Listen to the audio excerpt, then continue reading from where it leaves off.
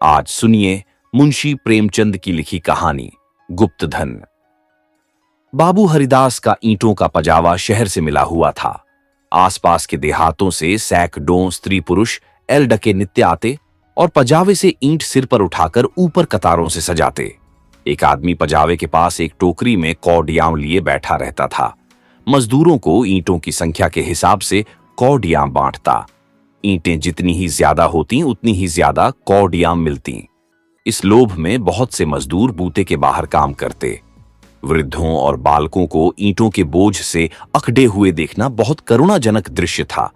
कभी कभी बाबू हरिदास स्वयं आकर कौड़ी वाले के पास बैठ जाते और ईंटें लादने को प्रोत्साहित करते। यह दृश्य तब और भी दारुण हो जाता था जब ईंटों की कोई असाधारण आवश्यकता आ पड़ती। उसमें मजूरी दूनी कर दी जाती और मजूर लोग अपनी सामर्थ्य से दूनी ईंटें लेकर चलते।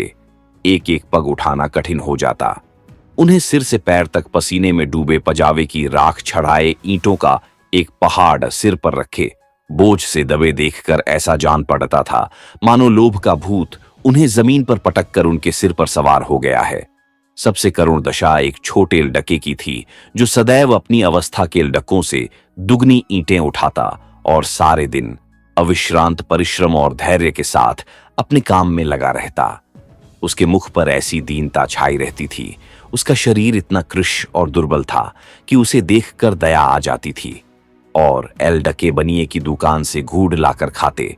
कोई सड़क पर जाने वाले इक्कों और हवा काडियों की बहार देखता और कोई व्यक्तिगत संग्राम में अपनी जिह्वा और बाहु के जौहर दिखाता। लेकिन इस गरीब एल डके को अपने काम से काम था। उसमें एलडकपन की न चंचलता थी, न शरारत, न खिलाड़ीपन, यहां तक कि उसके ओंठों पर कभी हंसी भी न आती थी। बाबू हरिदास को उसकी दशा पर दया आती। कभी कभी कौड़ी वाले को इशारा करते कि उसे हिसाब से अधिक कौडियां दे दो। कभी कभी वे उसे कुछ खाने को दे देते। एक दिन उन्होंने उस एल डके को बुलाकर अपने पास बैठाया और उसके समाचार पूछने लगे।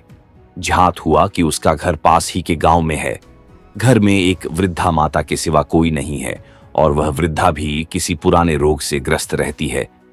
घर का सारा भार इसी एल डके के सिर था। कोई उसे रोटियां बनाकर देने वाला भी न था। शाम को जाता तो अपने हाथों से रोटियां बनाता और अपनी मां को खिलाता था। जाति का ठाकुर था। किसी समय उसका कुल धन धान्य संपन्न था।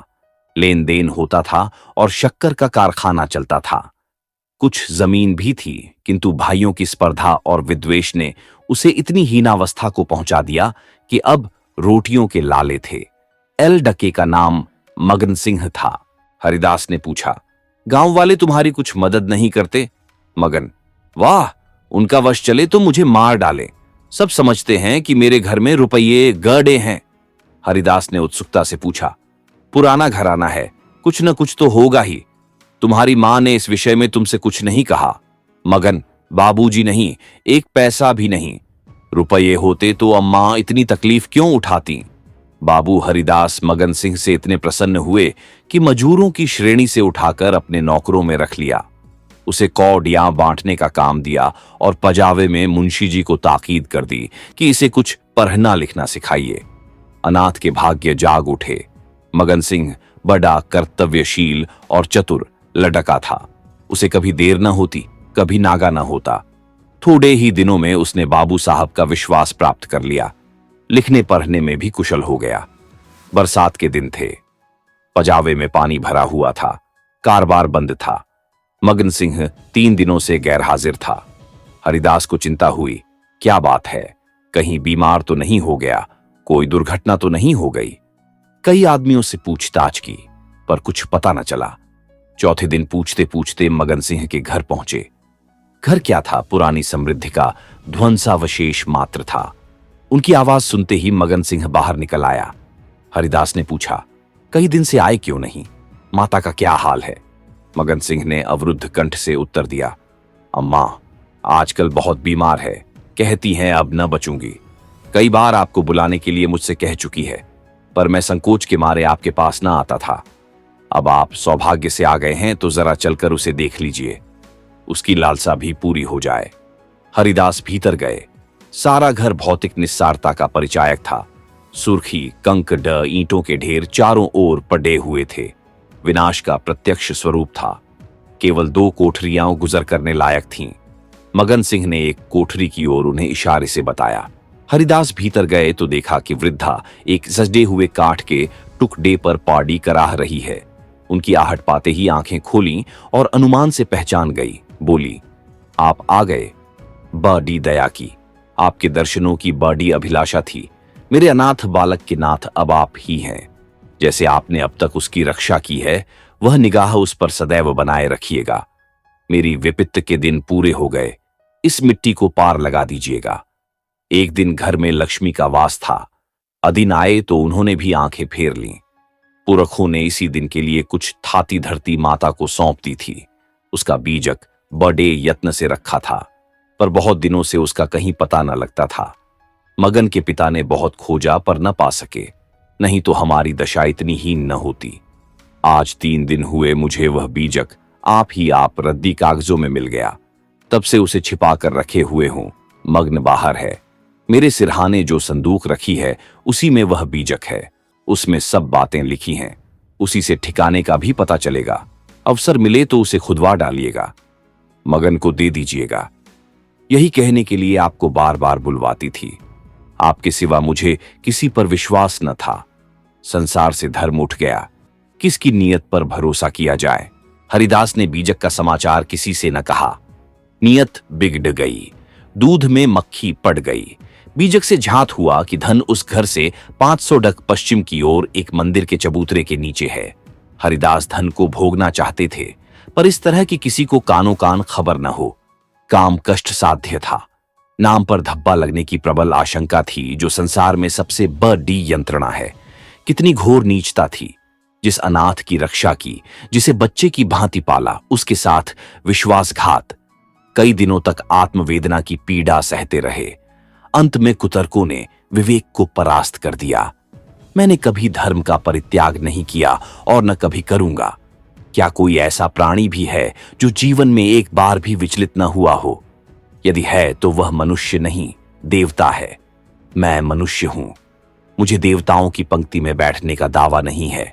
मन को समझाना बच्चे को फुसलाना है। हरिदास सांख को सैर करने के लिए घर से निकल जाते। जब चारों ओर सन्नाटा छा जाता तो मंदिर के चबूतरे पर आ बैठते और एक कुदाली से उसे खोदते। दिन में 2-1 बार इधर उधर ताक झांक करते कि कोई चबूतरे के पास खड़ा तो नहीं है। रात की निस्तब्धता में उन्हें अकेले बैठे ईंटों को हटाते हुए उतना ही भय होता था जितना किसी भ्रष्ट वैष्णव को आमिष भोजन से होता है। चबूतरा लंबा चौड़ा था। उसे खोदते 1 महीना लग गया और अभी आधी मंजिल भी तय न हुई। इन दिनों उनकी दशा उस पुरुष की सी थी जो कोई मंत्र जगा रहा हो। चित्त पर चंचलता छाई रहती। आंखों की ज्योति तीव्र हो गई थी। बहुत गुमसुम रहते, मानो ध्यान में हो। किसी से बातचीत न करते। अगर कोई छेड़ कर बात करता तो झुंझला पड़ते। पजावे की ओर बहुत कम जाते। विचारशील पुरुष थे। आत्मा बार बार इस कुटिल व्यापार से भागती। निश्चय करते कि अब चबूतरे की ओर न जाऊंगा, पर संध्या होते ही उन पर एक नशा सा छा जाता। बुद्धि विवेक का अपहरण हो जाता। जैसे कुत्ता मार खाकर थोड़ी देर के बाद टुकड़े की लालच में जा बैठता है, वही दशा उनकी थी। यहां तक कि दूसरा मास भी व्यतीत हुआ। अमावस की रात थी। हरिदास मलिन हृदय में बैठी हुई कालिमा की भांति चबूतरे पर बैठे हुए थे। आज चबूतरा खुद जाएगा। जरा देर तक और मेहनत करनी पड़ेगी। कोई चिंता नहीं। घर में लोग चिंतित हो रहे होंगे, पर अभी निश्चित हुआ जाता है कि चबूतरे के नीचे क्या है। पत्थर का तहखाना निकल आया तो समझ जाऊंगा कि धन अवश्य होगा। तहखाना न मिले तो मालूम हो जाएगा कि सब धोखा ही धोखा है।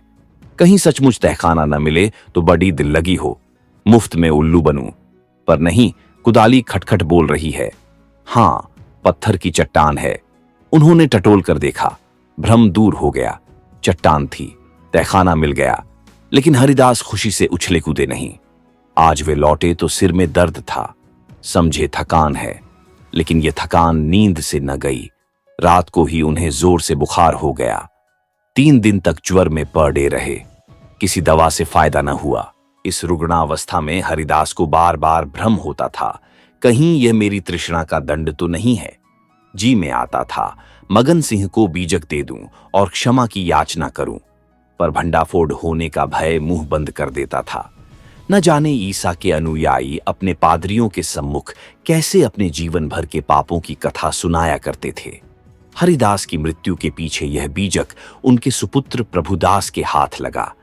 बीजक मगन सिंह के पुरखों का लिखा हुआ है, इसमें लेश मात्र भी संदेह न था।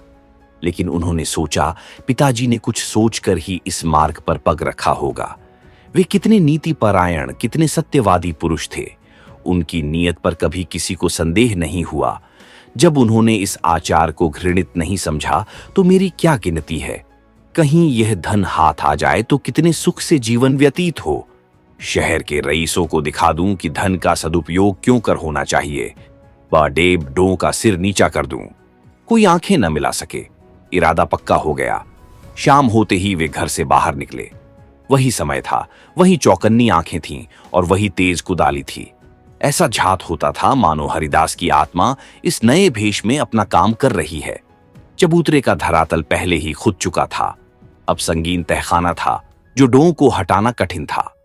पुराने जमाने का पक्का मसाला था। कुल्हा डी उचट उचट कर लौट आती थी। कई दिनों में ऊपर की दरारें खुलीं, लेकिन चट्टानें जरा भी न हिलीं। तब वह लोहे की छड़ से काम लेने लगे, लेकिन कई दिनों तक जोर लगाने पर भी चट्टानें न खिसकीं। सब कुछ अपने ही हाथों करना था। किसी से सहायता न मिल सकती थी। यहां तक कि फिर वही अमावस्या की रात आई। प्रभुदास को जोर लगाते 12 बज गए और चट्टानें भाग्य रेखाओं की भांति अटल थीं। पर आज इस समस्या को हल करना आवश्यक था। कहीं तहखाने पर किसी की निगाह पाट जाए तो मेरे मन की लालसा मन ही में रह जाए। वह चट्टान पर बैठकर सोचने लगे, क्या करूं, बुद्धि कुछ काम नहीं करती। सहसा उन्हें एक युक्ति सूझी, क्यों न बारूद से काम लूं। इतने अधीर हो रहे थे कि कल पर इस काम को न छोड़ सके। सीधे बाजार की तरफ चले। 2 मील का रास्ता हवा की तरह तय किया, पर वहां पहुंचे तो दुकानें बंद हो चुकी थीं। आतिशबाज हीले करने लगा। बारूद इस समय नहीं मिल सकती, सरकारी हुक्म नहीं है। तुम कौन हो, इस वक्त बारूद लेकर क्या करोगे? न भैया, कोई वारदात हो जाए तो मुफ्त में बंधा बंधा फिरूं, तुम्हें कौन पूछेगा। प्रभुदास की शांति वृत्ति कभी इतनी कठिन परीक्षा में न पड़ी थी। वे अंत तक अनुनय विनय ही करते रहे, यहां तक कि मुद्राओं की सुरीली झंकार ने उसे वशीभूत कर लिया। प्रभुदास यहां से चले तो धरती पर पांव न पड़ते थे। रात के 2 बजे थे। प्रभुदास मंदिर के पास पहुंचे। चट्टानों की दराजों में बारूद रख पलीता लगा दिया और दूर भागे। एक क्षण में बड़े जोर का धमाका हुआ। चट्टान उड़ गई। अंधेरा गार सामने था, मानो कोई पिशाच उन्हें निगल जाने के लिए मुंह खोले हुए है। प्रभात का समय था। प्रभुदास अपने कमरे में लेटे हुए थे। सामने लोहे के संदूक में 10,000 पुरानी मोहरें रखी हुई थीं। उनकी माता सिरहाने बैठी पंखा झल रही थीं। प्रभुदास ज्वर की ज्वाला से जल रहे थे। करवटें बदलते थे, कराहते थे, हाथ पांव पटकते थे, पर आंखें लोहे के संदूक की ओर लगी हुई थीं। इसी में उनके जीवन की आशाएं बंद थीं। मगन सिंह अब पजावे का मुंशी था, इसी घर में रहता था। आकर बोला, पजावे चलिएगा, गाड़ी तैयार कराऊं। प्रभुदास ने उसके मुख की ओर क्षमा याचना की दृष्टि से देखा और बोले, नहीं, मैं आज न चलूंगा, तबीयत अच्छी नहीं है, तुम भी मत जाओ। मगन सिंह उनकी दशा देखकर डॉक्टर को बुलाने चला। 10 बजते बजते प्रभुदास का मुख पीला पड़ गया, आंखें लाल हो गईं। माता ने उसकी ओर देखा तो शोक से विह्वल हो गई। बाबू हरिदास की अंतिम दशा उनकी आंखों में फिर गई। जान पटता था, यह उसी शोक घटना की पुनरावृत्ति है। यह देवताओं की मनौतियां मना रही थीं, किंतु प्रभुदास की आंखें उसी लोहे के संदूक की ओर लगी हुई थीं जिस पर उन्होंने अपनी आत्मा अर्पण कर दी थी। उनकी स्त्री आकर उनके पैताने बैठ गई और बिलख बिलख कर रोने लगी। प्रभुदास की आंखों से भी आंसू बह रहे थे, पर वे आंखें उसी लोहे के संदूक की ओर निराशापूर्ण भाव से देख रही थीं। डॉक्टर ने आकर देखा, दवा दी और चला गया, पर दवा का असर उल्टा हुआ। प्रभुदास के हाथ पांव सर्द हो गए, मुख निस्तेज हो गया, हृदय की गति मंद पड़ गई, पर आंखें संदूक की ओर से न हटीं। मोहल्ले के लोग जमा हो गए। पिता और पुत्र के स्वभाव और चरित्र पर टिप्पणियां होने लगीं। दोनों शील और विनय के पुतले थे, किसी को भूल कर भी कड़ी बात न कही। प्रभुदास का संपूर्ण शरीर ठंडा हो गया था, प्राण था तो केवल आंखों में। वे अब भी उसी लोहे के संदूक की ओर सतृष्ण भाव से देख रही थीं। घर में कोहराम मचा हुआ था। दोनों महिलाएं पछाड़ें खा खाकर गिरती थीं। मोहल्ले की स्त्रियां उन्हें समझाती थीं। अन्य मित्रगण आंखों पर रूमाल जमाए हुए थे। जवानी की मौत संसार का सबसे करुण, सबसे अस्वाभाविक और भयंकर दृश्य है। यह वज्राघात है, विधाता की निर्दय लीला है। प्रभुदास का सारा शरीर प्राणहीन हो गया था, पर आंखें जीवित थीं। वे अब भी उसी संदूक की ओर लगी हुई थीं। जीवन ने तृष्णा का रूप धारण कर लिया था। सांस निकलती है, पर आस नहीं निकलती। इतने में मगन सिंह आकर खड़ा हो गया। प्रभुदास की निगाह उस पर पड़ी। ऐसा जान पड़ा मानो उनके शरीर में फिर रक्त का संचार हुआ। अंगों में स्फूर्ति के चिन्ह दिखाई दिए। इशारे से अपने मुंह के निकट बुलाया, उसके कान में कुछ कहा। एक बार लोहे के संदूक की ओर इशारा किया और आंखें उलट गईं। प्राण निकल गए। आप सुन रहे थे मुंशी प्रेमचंद की लिखी कहानी गुप्त धन।